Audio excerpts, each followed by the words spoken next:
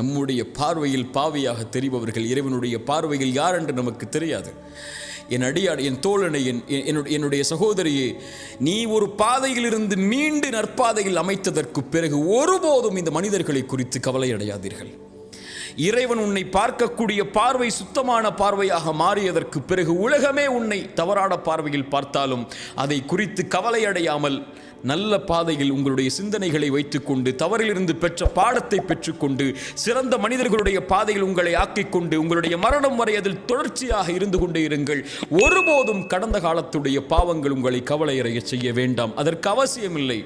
வாழப்போகின்ற வாழ்க்கை கொஞ்ச காலம். இந்த உலகத்தில் நீங்கள் மரணித்ததற்கு பிறகு இந்த மனிதர்கள் மறந்து விடுவார்கள். 100 ஆண்டுகளுக்கு பிறகு நீங்கள் வாழ்ந்த அடையாளமே இருக்காது. 200 ஆண்டுகளுக்கு பிறகு நீங்கள் வாழ்ந்த சரித்திரமே இருக்காது. இப்படி உலகமே உங்களை விடும் போது நீங்கள் ஏன் கடந்த கால பாவத்தை நினைத்து எதிர்காலத்தை அழித்துக் கொண்டிருக்கிறீர்கள்? அப்படி மனிதர்கள் உங்களுடைய பாவத்தை நினைவு கூர்ந்து கொண்டே இருந்தால்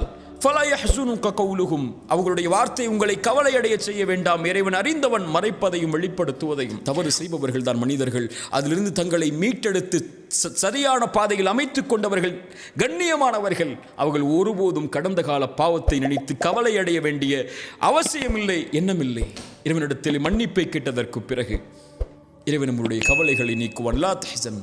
கடந்த கால பாவங்களை நினைத்து உங்களுடைய பாதையை சீர்படுத்தியதற்கு பிறகு ஒருபோதும் கவலையடையாதீர்கள். அதை குறித்து மக்கள் உங்களை நினைவுபடுத்தினாலும் அதை கொண்டும் கவலையடையாதீர்கள். இறைவனிடத்தில் கண்ணியமானாக வாழ்ந்தவர் தான் வெற்றியடைவார். மனிதர்களுடைய கண்ணியத்தை எதிர்பார்ப்பவர் எப்போதும் தோற்றுப்போவார்.